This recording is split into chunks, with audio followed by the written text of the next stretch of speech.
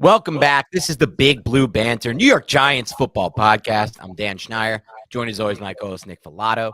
Today we're here to break down the details of the Daniel Jones contract, in addition to reflect on what General Manager Joe Schoen during his post-Daniel Jones signing presser said.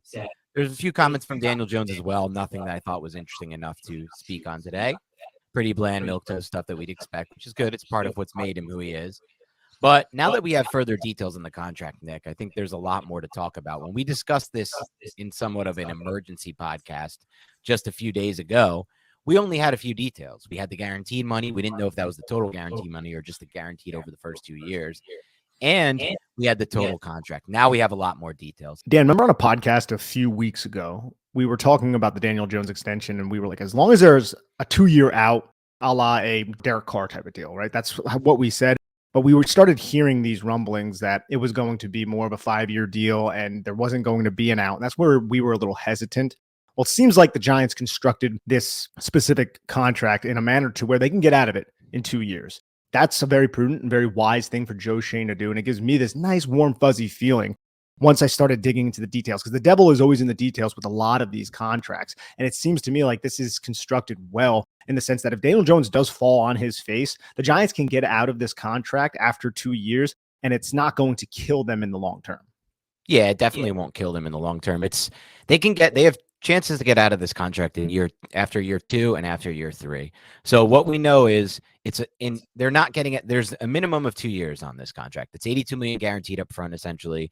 That they're making it past year 2 for sure. But then if they want to cut him, if things go completely wrong and things bottom out after year 2, before year 3, only $12 million of his 2025 salary of $30 million can ever become fully guaranteed. So basically, if they cut bait after 2 years, it will be $18 million in dead cap hit, but $21.5 million in cap savings. So by comparison, the Giants are taking a $15 million dead cap hit to cut Kenny Golladay after year 2. So it is possible to take on that kind of dead cap hit. That's not a poison pill. They can, if things go wrong with Jones, they can take that cap hit on. But assuming Jones does as well as he did this past year, they're not going to do that. But after year 3, that's when it becomes basically everything almost and essentially comes off the book. The reality of the situation is here. Let me break down some of the notes from Paul Schwartz, who wrote about this, and I think he did a good job covering this. But none of the $47.5 million that's in Jones's contract for that 2026 season, which would be the 4th year on this supposed 4-year deal,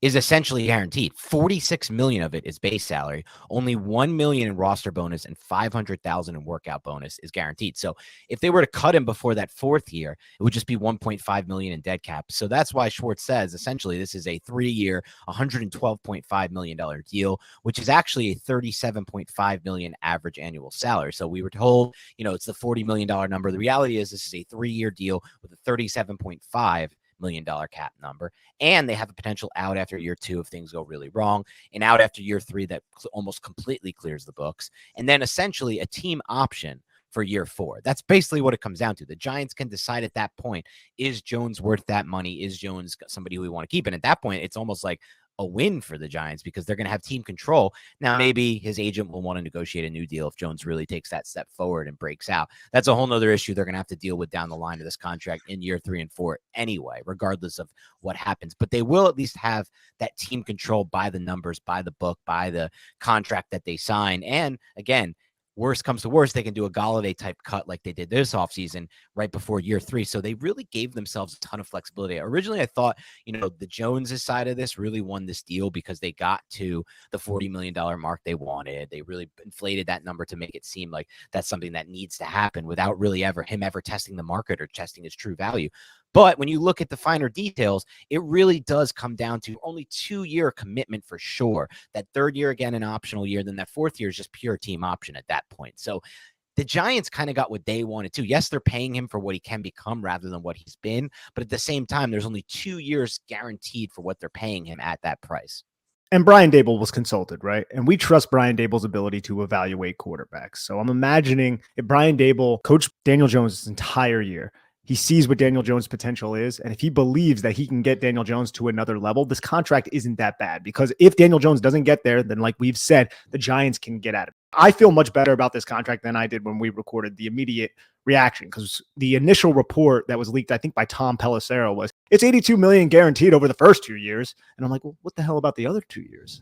Like, what's going on with those 2 years? Yeah, right. Is there an out? We weren't sure, because before, like I said a little bit earlier, a couple weeks ago, we were hearing that there might not be a 2-year out to this type of contract. And we were like, oh crap, the Giants aren't going to be that irresponsible allocating that much money to a quarterback with 1 year coming off of a good year. And they did. So Joe Schoen, I feel like, did a pretty solid job here. Yeah, he definitely did. And he structured it in a really interesting way because, like you said, the goal here is Brian Daboll and Joe Schoen got together and they said, based on what we've seen from Daniel Jones, we'll talk a little bit more about this shortly because it dips a bit into Shane's presser that we're going to discuss. But based on what we've seen and our projection for what he can become, we believe that we need to at least invest in him for the next 2 years. That's what this essentially is. This isn't them saying Daniel Jones is our franchise quarterback. He's the next Patrick Mahomes. All we have to do is get him receivers and O-line. He's going to be Patrick Mahomes. This is him saying, we think there's a chance that he could be that guy. Let's put 2 years of guaranteed money into that, with a third year where you can get out of it, but you really can't. You can and you can't. You can if you want to, but you don't want to there. So essentially 3 years, but 2 years for sure, into potentially seeing if he can become that guy. So it's almost like slapping him with the franchise tag 2 years in a row, but it's cheaper than that because it would have cost more, I think, to slap him with it that second year, but it probably would have cost around the same as 82 million. So maybe it's a little bit cheaper. It's almost like a 2-year run of franchise tags like the Washington Commanders did with Kirk Cousins a little bit while back in his career. But at the same time, it's also like a 2-year commitment from them to them saying, and look, this is why it comes down to, I think this is a win for the Giants now based on the contract details. You got the flexibility within the contract, but you also now commit to a player who's just 25 years old and your guy believes in. Brian Daboll believes in him. And if Brian Daboll believes in him and Joe Schoen believes in him, I have to believe in him too. So Jones comes out ahead in the first 2 years in terms of making money. If it was 2 more franchise tags, he's going to make 11 million more than if the Giants did franchise tag him twice. The thing is, now Jones also has that opportunity to prove himself to earn another contract while he's still in his 20s, presumably with the New York Giants, if he takes that next step forward. But if he doesn't, the Giants, this is where the Giants come out ahead. If you want to look at it in an adversarial type of way, this is where the Giants come out ahead. If he does not take those steps, then they can get out of it, and the Giants will be relatively unscathed, and they won't have to pay a price long term. That's where both sides kind of even this deal out to where both sides end up being happy. Right, exactly. It's almost like a win-win for both sides in the end of this thing. And there were a couple other interesting details I found today. According to Paul Schwartz, who spoke with another agent, he says that he strongly believes the Giants actually wanted to get a 5-year deal done with Daniel Jones. They wanted to be longer term. They said this deal was actually a concession the Giants had to make, according to Schwartz. And that makes sense to me. They could have spread it out longer, but can continue to have a similar guaranteed money.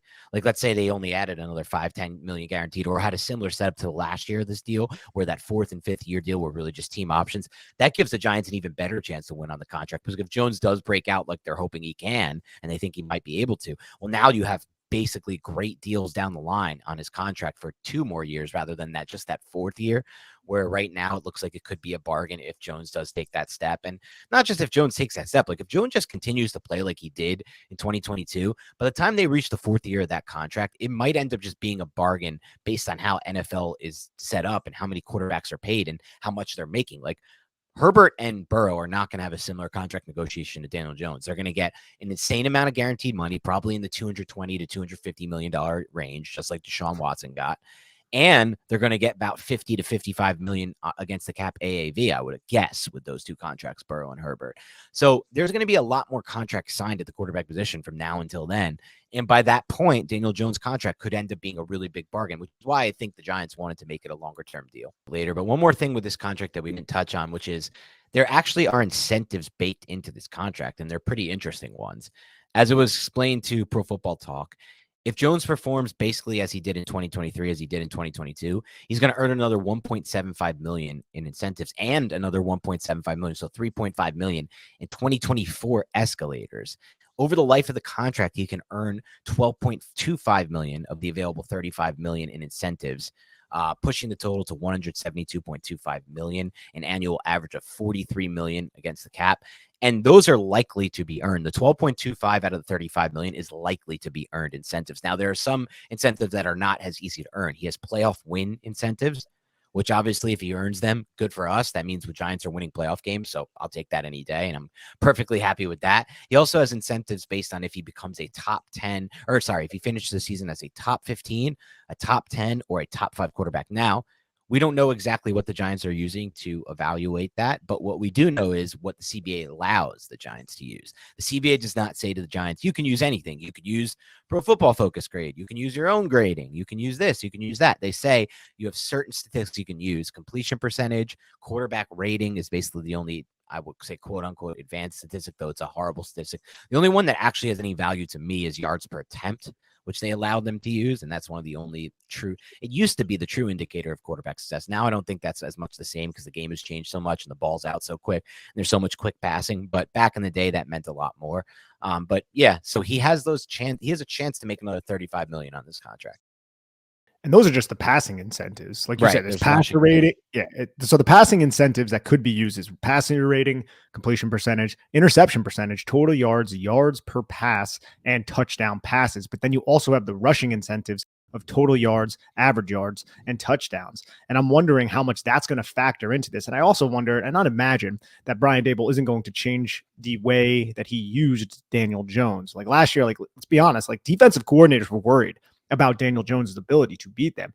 And you're going to have to still rely on that going forward. Even if Daniel Jones takes the step as a passer or not, Daniel Jones' athletic ability has to be leveraged in this offense to maximize his skill set. All right, let's dive into what Joe Schoen said at his presser that might have meaning moving forward. I think the overall takeaway I had from Joe Schoen's presser is the Giants now feel like they have flexibility to actually spend a little bit in free agency. That doesn't mean they're going to go out and be top of the market type spenders, but they're going to get depth pieces they weren't able to get last offseason. And I think they have a chance to get a Glowinski or 2 type contract in this free agency. And based on what I've seen, and this is a shout out to Giants fan in Charlotte, who kind of looks into this stuff more deeply than I do and kind of follows it intently and aggressively. I think he's got to be the biggest Giants fan I know. He just constantly posts, and like at least for the biggest, I should take that back. Giants fan in Charlotte, you might be the biggest informed Giants fan that I know.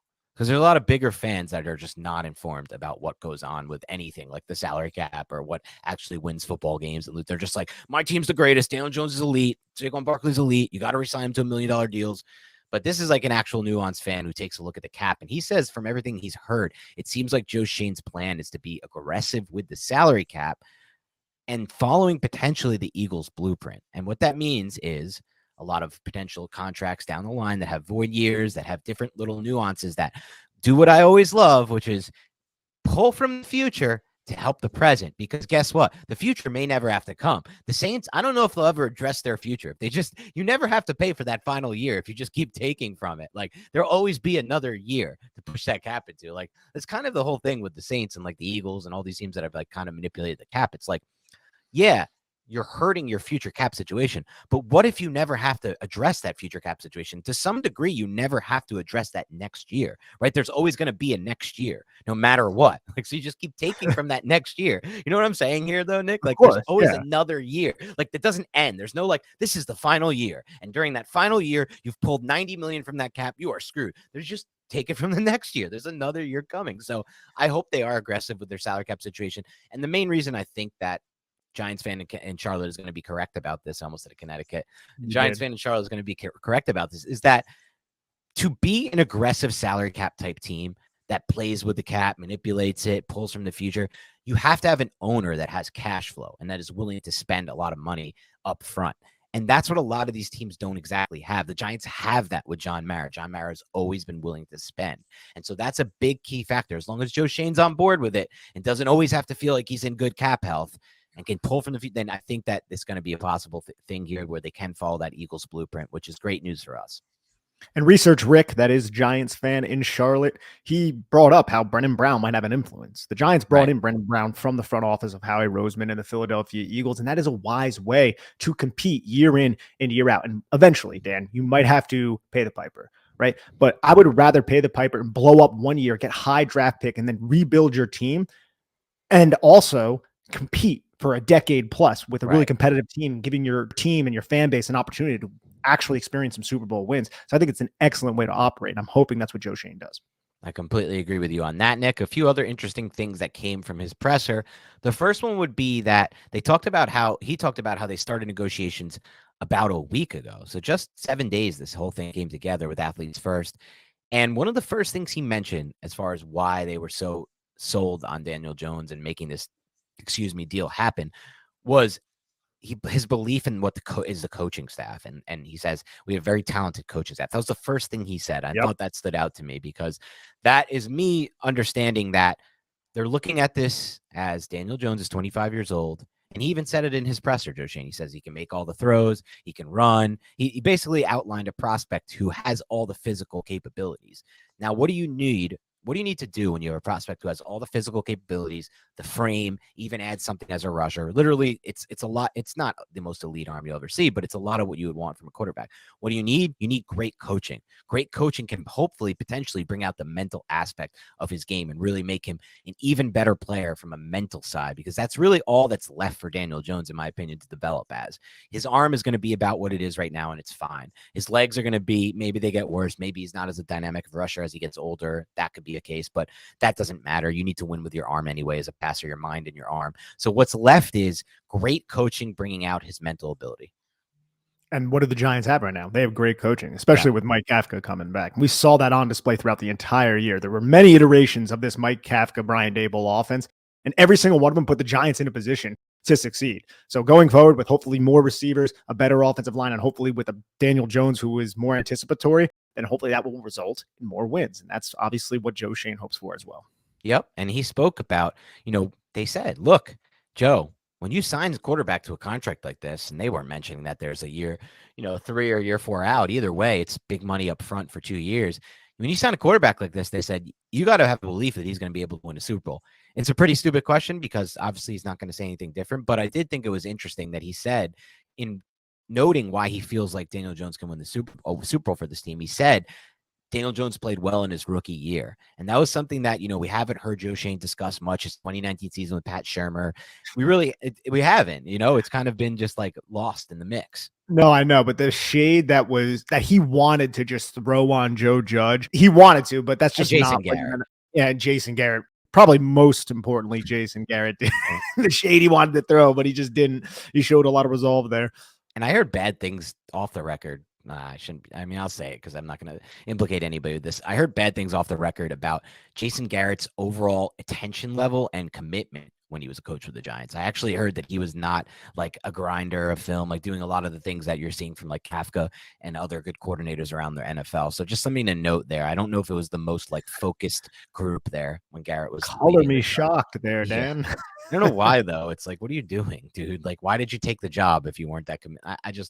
The Garrett years were weird, and I don't know if he's ever going to coach again at this point. So whatever, that happened. It's over with. He also said, Joe Schoen, that he would have been comfortable with the franchise tag, but he said he didn't want to have to do it. And like, he's like, even look, and this was the interesting part I thought. He's like, we had to take the negotiations down to the actual deadline because that's how it went. Like, I wasn't going to budge. And he's like, I learned some things from my time over there in Buffalo. And what he learned is how to be kind of like a hard ass when it comes to these negotiations. They took it all the way down to the wire. And he even said, like, they saw a side of me that they probably have never seen so far. This is the first contract he's had to negotiate, Joe Schoen. And I really like how he went about it. He really took it down to the wire. He didn't concede too much. Yeah, they got to that 40 million AAV number, but it's really only for 2 years. They have the flexibility to get out of it. They even have a team option down the line. There's incentives baked into this. So I think for his first contract that he's done, Joe Schoen did a pretty good job of towing the line, of staying hard and true, and finding a way to get a deal that was also good for him. And that's something that I want in my general manager. It's something that we've been talking about for years, Dan. And we know, and we don't know, but we can assume with great certainty that if he wasn't the GM and it was Dave Gettleman still, this contract would have been a lot worse for the Giants. It would have had a lot more guaranteed money. It would have had a lot more AAV. And in addition to that, they would have signed Barkley to a mega 5-year deal as well, probably around 16 to 17 million a year. It would have been a nightmare. But you're right, too, man. Like, you're talking about negotiations. Like, Joe Schoen last year did not have any money. And that was brought up throughout that press conference as well. Right now, with Daniel Jones only making $19 million in 2023, he has money. He can go out and he can find a linebacker. I heard Mike Garafolo on Art Stapleton's podcast actually mention Marcus Davenport, as a name to monitor for the New York Giants, which is not somebody that I had on the Giants' radar just because I'm imagining he's going to make like $17 million a year. Yeah. But if you think about it, he's like a Jihad Ward on steroids, like a much better Jihad Ward. So I'm guessing that's the thought process behind bringing a guy like that in. That's really interesting because Mike Garafolo is very locked in. I also think it's interesting because I remember during that draft process, the Giants were tied heavily to Marcus Davenport. There were definitely rumors, not heavily, but I remember seeing rumors the Giants were interested in making him their pick, and they had somebody that was somebody who they liked. So those tends to happen sometimes with these free agents, but we'll see what happens there. Obviously, like you said, he's probably going to get a big payday, and that might price himself out of the Giants market. But we'll talk about some of the interesting things he said about the cap. But I want to talk about what Joe Schoen said about Saquon Barkley, who the Giants used the franchise tag on. He said, I'm going to talk to Saquon today. And that was yesterday when he said that. So they're ready to start those negotiations. He said, I talked to him yesterday before we put the franchise tag on him. We've had deals out, whether it's the bye week or recently. We're going to continue to negotiate. We love Saquon. He's a good teammate. He's a captain. He's a hell of a player. So right now he's under the franchise tag. And as we build the team and continue our offseason plan, we'll do what's best for the team. We're still mapping it out, but he's going to be a part of this team. So all but locks in that we're not going to see like, we saw it once with Josh Norman when he was in Carolina. Actually, Dave Gettleman was the GM at the time. They had the franchise tag on him, and then they took the tag off, and the player was not on that team for that season, and they didn't get anything in return for him. So that's not going to be the case for Saquon Barkley. He is going to be on the Giants at least for the 2023 season. Yeah, and that's what I would imagine. I would never even think that Joe Schoen would remove the tag and then Saquon Barkley would just walk into free agency. Yeah, no, that was never going to happen. He also talked about why he lowered the cap hit for the 2022-3 season to $19 million for Daniel Jones with these signing bonuses. And he says the salary cap and the signing bonus, again, where we were, the way we did Daniel's deal, spreads out over 4 years, and his P5 is $9.5 million this year. And then the proration of the signing bonus, which I think was $36 million. So that's where we see what happens with Saquon. He talks about the franchise number being 10. If you extend him and there's a signing bonus involved, you can free up even more cap space. So he's talking about how he's freeing up cap space with Daniel Jones. He's going to free up even more cap space for the short term. That means for this free agency. He says Dexter Lawrence is a guy we started talking with his representatives. He's on the 5th-year option. If we sign him, you also lower that number with the signing bonus. So that's a third player they can use if they need to spread more money out and to create more cap space this year. So then when you're talking about like a Marcus Davenport, like you mentioned, Nick, it becomes a little bit more possible if they do sign both Dexter Lawrence and Saquon Barkley to long-term deals before Sunday, before this essentially, free agency period kicks off. And then they can negotiate with a guy like Davenport and give him that kind of big deal. What Patricia Traina of Giants Country asked with Kenny Golladay, Joe Schoen said that they weren't finalized on what they were going to do pre or post June, but he said they're leaning towards taking the hit this season. Would that give the Giants less money for the 2023 salary cap this year? For the 2020, if they take the hit this year and get it clean off the books, they'll have a little bit less money to work with this year, but then they'll have more money to work with next year. Yes. So yes. Yep. If that's what they ultimately do. I don't think that's been released yet officially. He just said they're leaning towards taking the hit this year. Yeah, he said, look, if we're sitting here next year and there's still $17 million in dead money 12 months from now, he's going to say, gosh dang, I wish we would have just taken our medicine last year. We'd have more money. And he says there's players like Andrew Thomas, Adrian McKinney. There's other players on the roster they may want to extend, or they may want to go outside the building next offseason. They don't want to have to deal with $17 million in dead cap for Kenny Golladay next offseason. Yeah. So I think it makes a lot of sense that they're actually just going to, as long as things work out. And this is the good part about it. They can be flexible with it. They can just go into free agency, see how things go, Nick. And if there are guys they really like, they can sign those guys. And let's say it's like, oh, we signed these guys, there's a signing bonus, but we still need a little bit of cap space and cap flexibility for this offseason. Well, then you turn that Golladay into a post-June 1 cut. You don't have to make that decision now. So they might still take that $17 million dead cap next offseason to free up more space now. It's all dependent on what they're going to do in free agency. And all dependent on the market too, because they're going to be talking to the representatives of these players that they want. And if other teams are offering much more money to them, then the Giants will just say, screw it. We'll just take the medicine now and then let those guys walk and then find cheaper options. Right. Exactly. And as it pertains to free agency moving forward to next week and the next coming weeks, just because they created this cap space via this Daniel Jones extension rather than the franchise tag doesn't mean they're big-time players in free agency, but it just changes what they're able to do. Joe Schoen said, we now have the flexibility this year he said this morning we were going over a free agent market, and I know you guys have talked about receivers a lot, but we're still building a team in all three phases. We're going to look to upgrade all units. And he said it's nice to have the ability to talk about a $5 million per year kind of player. When last year, we didn't really have that kind of ability. He says we can map it all out, and there's players that we can go now and procure that maybe weren't able to us in the past last offseason. And we'll build a bit. He says, I still believe, though, in building through the draft. And we can sign guys in free agency to help the roster, but I still think with Daniel, Dexter coming down the road, and some of the other players, Andrew Thomas, you're going to need to build through the draft because I think there's still going to be a lot of players who will be making good money on our roster. So that's the important part. They're not going to get too far ahead of themselves in free agency because they know they got Thomas. They know they got Lawrence. They know they potentially have McKinney down the line, and they need to save cap space for those extensions. So what are we looking at then? Are we looking at maybe one higher-ish priced free agent? I saw a quote from Joe Schoen circulating around Twitter yesterday. It was something along the lines of, we're done with minimum contracts or something. And everyone was perceiving that like, oh, they're going to go out and just spend the bank. I didn't necessarily take it that way. I think they might go and add one semi-big free agent, but I still think what you just said is much more accurate. They're going to be a little bit more conservative in the fact that you have to pay Andrew Thomas. You have to pay Xavier McKinney, who is on their radar, and obviously Dexter Lawrence, who they're looking to possibly re-sign him before the 2023 season. Yeah, exactly. They have to be looking forward. This is not just about now, fixing this team for the now. It's going to be about that. That's the way it should be. I'm thinking like he'll go out and he'll, have $5 million contract, a $3.5 million contract, and maybe just not a $900K contract, and bring in those type of players. With that plus I think we'll get a Glowinski type deal, maybe too, potentially. But like I said, like if they can get deals done with Lawrence and Barkley already, it's going to be tight now. They got a few days to get these done before free agency starts. Because remember, you can start legally tampering with free agent players now starting this Sunday night. So it's really they're on a time crunch. But if they can, they might just do what we talked about earlier. Backload that cap hit for Kenny Golladay, take the $17 million in dead cap next offseason, and go after a Marcus Davenport type. We just don't know. But everything is in play now because they allowed themselves that flexibility with the Jones contract. If they had tagged Jones, they would have had no flexibility, and they wouldn't have had the ability to do any of what we just discussed. Even those mid-tier guys, a big name like a Davenport, two Glowinskis, none of that would have happened, which I think was, no matter what anyone says, big driving force in their decision to re-sign him, especially when they knew they re-signed him to this deal, and it's really just a 2-year deal.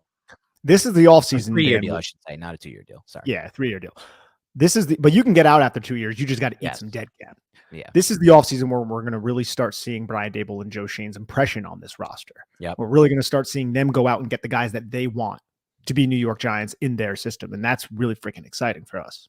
Yeah, it's great news. We're going to finally start to see it all come together for this team and find those, pieces outside of the core that can maybe take this team to a new level. And Leonard Williams is another name you have to bring up too. Yeah, because that's another way to gain flexibility if they extend and restructure him. Yes, $32 million. He's not counting $32 million against the cap this season. Something is going to be done about that. You would think, but I would hope. Yeah, it depends on if he's willing. It all depends where he's at with it, but yeah, you would think so. Joe Schoen talked about why he didn't really want to tag. To not only he talked about how he would have been fine with the tag earlier, but then he mentioned how what he really didn't want was to have Daniel Jones play out the tag this season. So I think what he meant by he would have been fine with the tag at the time of the deadline was I would have been fine slapping the franchise tag on Jones, but we were going to still look to negotiate and most likely get a deal done before the year, because he talked about how he wanted to know we had our quarterback and it wasn't a franchise tag type of deal. He said, to me, that was the worst case scenario, putting the tag on him and having him play it out. But I also knew that we needed it as a tool. So he said the deal had to make sense for the franchise. He said that was what important. The fact that we have to put the franchise tag on him, the way the deal was structured, or the fact that we didn't have to put the franchise tag, he's like, I think both parties won because of that. So definitely something that stood out to me. He also talked about, this I thought was really interesting, Nick. He did mention how the Giants, or how he liked Daniel Jones's tape from 2019, but he also said, if I thought I was going to be here a year ago, I would have just done the 5th-year rookie option. So that was interesting, right? Because no matter what he says about the 2019 film and all this, the reality is, as he made clear, they didn't feel this way going into at this time last year. Otherwise, they would have just picked up the 5th-year tag, right? They weren't anywhere close to where they are now with him. And he said, Part of it was I had to be in the building. I had to see the type of person he was, his work ethic. He says he has all the physical tools. He's athletic. He make all the throws. Just the situation he was in, I look into that too. And he says, I looked into what he went through in year 2 and 3. Talent was around him, but there was injuries. And he said that there was a lot that went into it. But he says, being around Daniel for the last 13 months and seeing him play and the fourth quarter comebacks, the winning the playoff game on the road, there's a lot of positives. And the upside, I've got to have belief in our staff and Daniel's work ethic. Back to the staff. So, yeah, it's really just the staff. His belief is the staff and the work ethic. This is what's driving their belief in Daniel Jones, the staff and the work ethic. And obviously that's him too. But and he has traits too. The traits, the staff, and the work ethic. Yeah, because he said the traits. He makes all the throws. He has those comebacks. But it's the staff, the traits, and the work ethic all combined, and they got to come together. And he says he believes that they will combine to make this relationship grow, and he thinks Daniel Jones will get better. He says if he's just at his floor right now, I'm really excited about what his ceiling is going to be. I appreciate the candor that Joe Schoen shows sometimes, right? A lot of times, general managers faced with a question like that, they would like dance around it. You know, oh, we evaluate every day, but like he'll be like, hey, man, I would have used a 5th-year option on that shit. Like, Ed Valentine got that out of us. So shout out for Ed Valentine. But I really do appreciate how he seems to be transparent when he's talking to the media, but he's not doing it in a manner that reveals too much. He gives you a little bit, but he's not being, I would say, irresponsible about it. Yeah, I completely agree with you. He's closely guarded, but at the same time open. I want to talk a little bit more about something Joe Schoen said that stood out to me about free agency, about that process, and about the draft, because last offseason, the Giants drafted a whole class, and a lot of those players we didn't expect them to draft. Daniel Bellinger, Cordell Flott, Josh Azudu.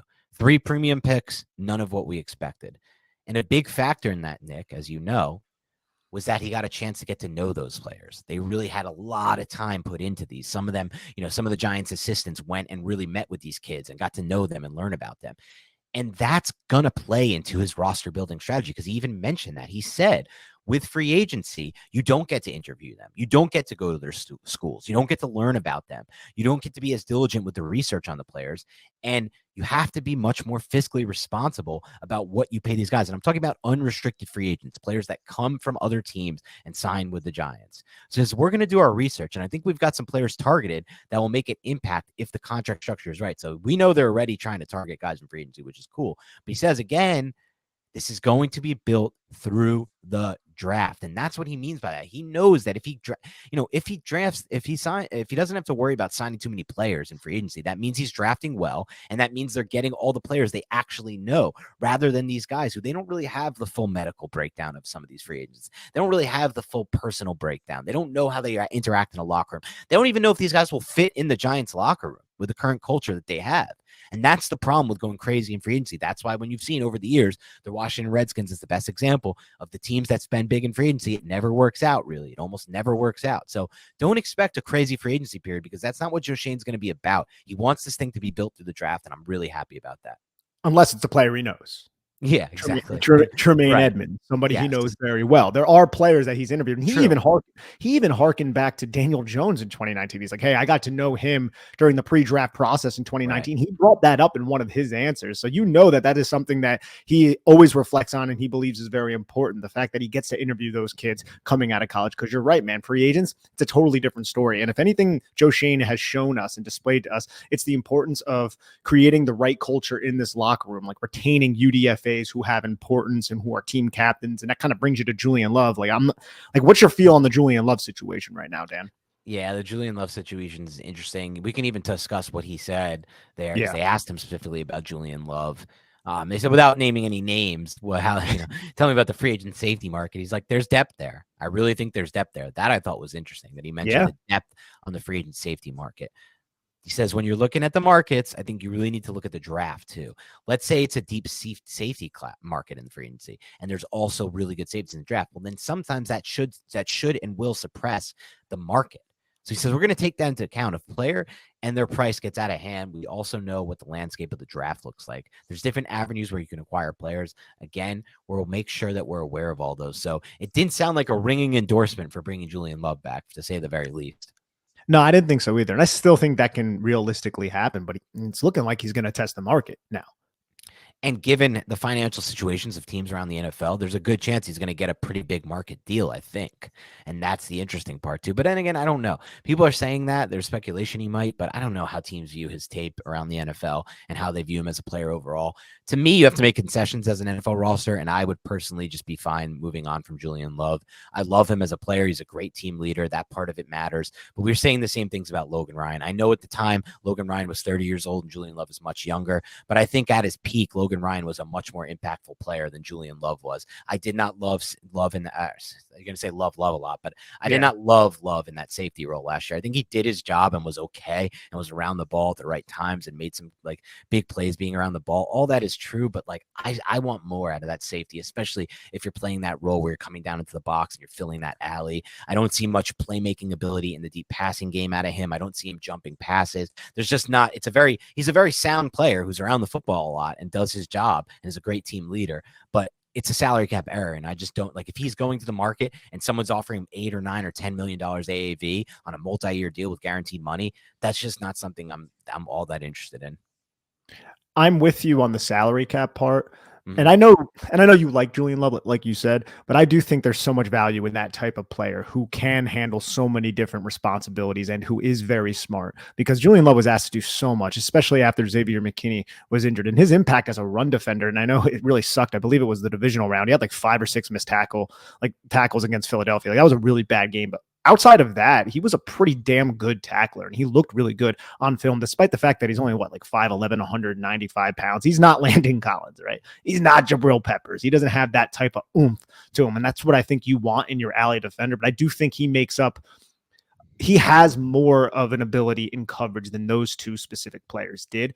So if he's gone, I'll miss him. But I understand, because you're right. This is a market. There could be a team that is willing to pay him $12 million, and I'm just not 100% certain if the Giants should do that when you have safeties coming into the draft. It's not the deepest safety draft from what I've seen so far, but I haven't really dove deep into that position. But you're right. Just going through some of these other names who are going to be available in free agency, there's a lot of guys like Nasir Adderley, Taylor Rapp, Sean Elliott, who has experience with Wink Martindale. If Jesse Bates is probably at the top of the market, Jordan Poyer, who knows Joe Shane very well, Jimmy Ward, Adrian Amos, Von Bell. Like there's a lot of names that have a lot of cachet around the NFL for the safety position, who can cover and who can fill the alley as well.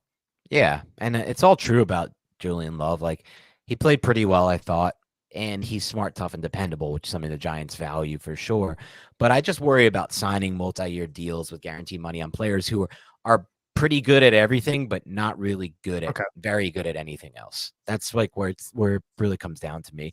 And I don't know. I didn't love his. I thought, look, he made our like best hustle player a lot on our film, right? He made that. He earned that accolade a lot last season, which was definitely good, and that's something to note. But I don't know. It's a lot of money to give to somebody who is just smart, tough, dependable, which is good. But and a good locker room guy, and he can do all the responsibilities. He plays a lot of roles. But there's a lot of D-backs, I think, who can potentially fill in what he's done at a much cheaper price, and maybe a little bit of a drop off, but not enough to justify that money. Like most things in this business, it's going to come down to the economics. So we'll have to wait and see what that is. And luckily, man, free agency is right around the corner. Very excited about it. Without a doubt. Okay, so keep it locked and loaded. That's all we have for today, breaking down this presser and the Daniel Jones contract details. We now both think this is a big win for the Giants, which is great as we got the details. Also solid for Jones, but I really like where this puts the Giants for sure on this front. More coming.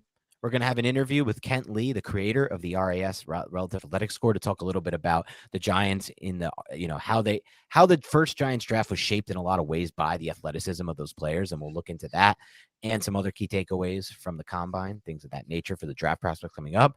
Draft profiles coming up as well. Those might be on a bit of a pause and hold because next week is likely to be filled with a ton of free agency reaction and things of that nature. So otherwise, keep it locked and loaded. You're going to have a great rest of your week, or we hope you have a great rest of your week, and we'll talk to you soon.